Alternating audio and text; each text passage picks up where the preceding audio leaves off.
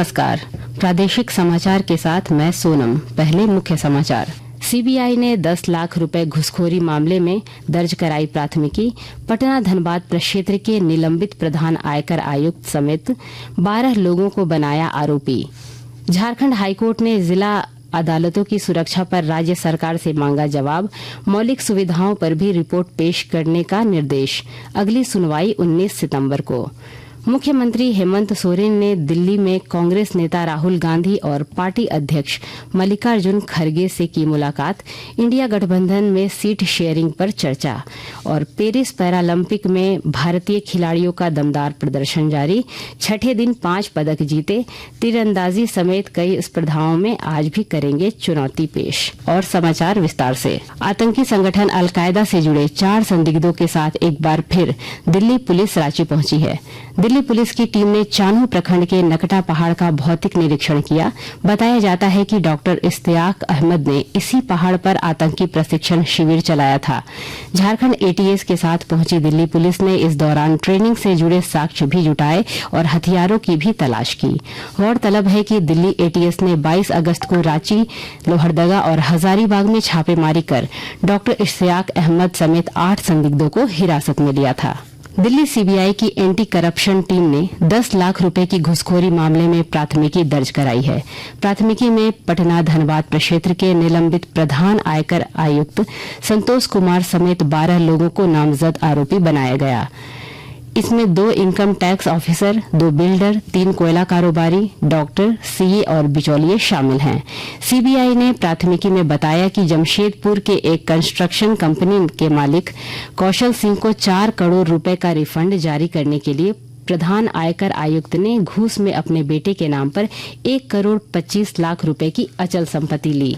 Jharkhand high court ने जिला अदालतों की सुरक्षा और मौलिक सुविधाओं पर राज्य सरकार से जवाब मांगा है।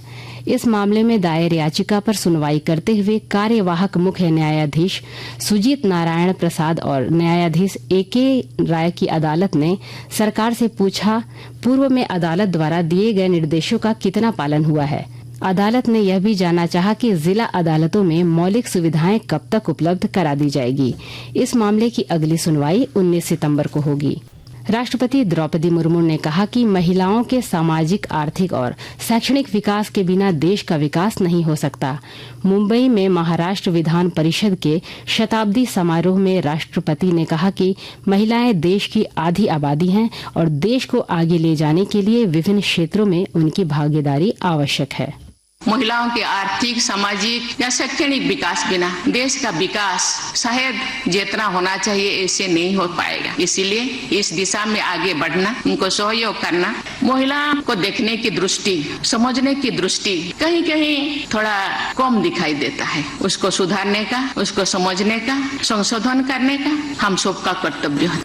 मुख्यमंत्री हेमंत सोरेन ने दिल्ली में कांग्रेस अध्यक्ष मल्लिकार्जुन खड़गे और लोकसभा में नेता प्रतिपक्ष राहुल गांधी से मुलाकात की। माना जा रहा है कि इस मुलाकात में झारखंड में होने वाले विधानसभा चुनाव को लेकर गठबंधन के बीच सीट शेयरिंग के फॉर्मूले पर चर्चा हुई। बाद में पत्रकारों से बातचीत में श्री सोरेन ने दावा किया कि आगामी विधानसभा चुनाव में झामुमो गठबंधन को पूर्ण बहुमत प्राप्त होगा। आकाशवाणी के ताज़ा तरीन समाचारों के लिए आप हमारी वेबसाइट newsonair.gov.in पर लॉग ऑन कर सकते हैं। ताज़ा समाचार x handle @AIR news alerts और फेसबुक और ऑल इंडिया रेडियो न्यूज पर भी उपलब्ध है। आप प्रादेशिक समाचार एकांश के एक्स हैंडल @AIR न्यूज_रांची और फेसबुक, इंस्टाग्राम पेज तथा YouTube channel AIR news Ranchi पर भी हमारे बुलेटिन सुन सकते हैं। प्रादेशिक समाचार आप आकाशवाणी रांची से सुन रहे हैं। गुमला जिले के PVTG समूह को केंद्र सरकार द्वारा संचालित आयुष्मान कार्ड से जोड़ने के लिए जिला प्रशासन द्वारा विशेष पहल की जा रही है। विस्तृत ब्यौरा दे रहे हैं हमारे संवाददाता। गुमला जिले में निवास करने वाले विशेष रूप से कमजोर जनजातीय समूह को केंद्र सरकार द्वारा संचालित आयुष्मान भारत के तहत आयुष्मान कार्ड से जोड़ने के लिए जिला उपायुक्त कर्ण सत्यार्थी ने निर्देश जारी किया है। उपायुक्त ने कहा है कि जिस किसी भी पीबीटीजी के लाभुक का राशन कार्ड है वे आयुष्मान कार्ड बनाने से छूट न जाए, इसका सभी संबंधित पदाधिकारी ध्यान रखें। इसके साथ ही जिन लाभुकों का आधार एवं राशन कार्ड की वजह से आयुष्मान कार्ड नहीं बन पा रहा है वैसी समस्याओं की सूची बनाने का निर्देश दिया है। नरेश कुमार, आकाशवाणी समाचार, गुमला। राज्य के वरिष्ठ आईएएस अधिकारी मनीष रंजन को national award for e governance से सम्मानित किया गया है। मुंबई में प्रशासनिक सुधार और लोक शिकायत विभाग और इलेक्ट्रॉनिक एवं सूचना प्रौद्योगिकी विकास विभाग द्वारा आयोजित कार्यक्रम में श्री रंजन को झार जल योजना को बेहतर तरीके से लागू करने के लिए यह सम्मान दिया गया। पेरिस पैरालंपिक के छठे दिन भारत ने 5 पदक जीते। दीप्ति जीवनजी ने महिलाओं की 400 मीटर T20 दौड़ में कांस्य पदक जीता। वहीं शरद कुमार ने रजत और मरियप्पम थंगावेलू ने पुरुषों की ऊंची कूद में कांस्य पदक जीता। पुरुषों की भाला फेंक में भारत ने अजीत सिंह के रजत और सुंदर गुर्जर के कांस्य के साथ 2 पदक जीते। 7वें दिन आज भारतीय दल कई प्रतिस्पर्धाओं में भाग लेगा। एक रिपोर्ट।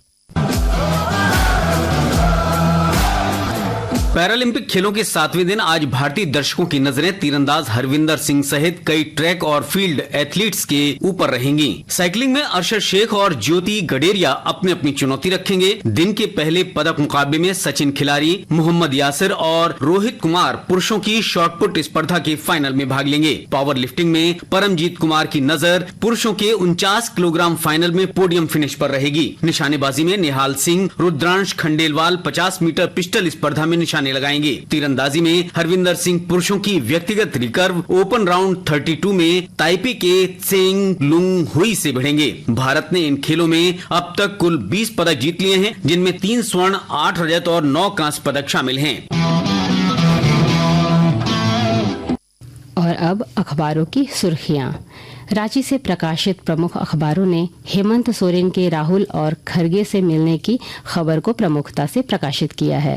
प्रभात खबर और हिंदुस्तान लिखता है, राहुल और खरगे से मिले हेमंत, कहा मजबूती से लड़ेंगे चुनाव, जीतेंगे भी। दैनिक भास्कर ने लिखा है, अलकायदा के 4 संदिग्ध आतंकियों को लेकर चान्हो पहुंची दिल्ली पुलिस, फील्ड वेरिफिकेशन कराया, ट्रेनिंग सेंटर की जमीन को भी देखने गई। दैनिक जागरण ने झार जल योजना के लिए आईएएस डॉक्टर मनीष रंजन को सम्मानित करने की खबर को प्रमुखता से प्रकाशित किया है। रांची एक्सप्रेस ने मुख्यमंत्री हेमंत सोरेन के दिल्ली के कनॉट प्लेस में झारखंड भवन का उद्घाटन करने की खबर को पहले पन्ने पर जगह दी है। अंग्रेजी अखबार हिंदुस्तान टाइम्स के शब्द हैं, एक्साइज भर्ती के दौरान मृत अभ्यर्थी के परिवार से मिले मरांडी, दिए 1 lakh. The times of India ने राहुल और खरगे से हेमंत सोरेन के मिलने की खबर को प्रमुखता से प्रकाशित किया है। अंत में मुख्य समाचार एक बार फिर।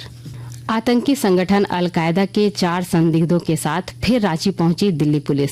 नकटा पहाड़ पर आतंकवादियों के प्रशिक्षण स्थल का किया निरीक्षण, हथियारों की भी तलाश की गई।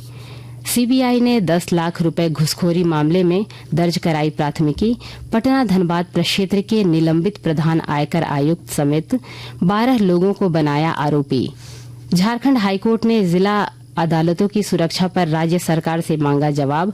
मौलिक सुविधाओं पर भी रिपोर्ट पेश करने का निर्देश। अगली सुनवाई 19 सितंबर को। मुख्यमंत्री हेमंत सोरेन ने दिल्ली में कांग्रेस नेता राहुल गांधी और पार्टी अध्यक्ष मल्लिकार्जुन खरगे से की मुलाकात। इंडिया गठबंधन में सीट शेयरिंग पर चर्चा। और पेरिस पैरालंपिक में भारतीय खिलाड़ियों का दमदार प्रदर्शन जारी, छठे दिन 5 पदक जीते। तीरंदाजी समेत कई स्पर्धाओं में आज भी करेंगे चुनौती पेश। इसके साथ ही आकाशवाणी रांची से प्रादेशिक समाचार का ये बुलेटिन समाप्त हुआ। नमस्कार।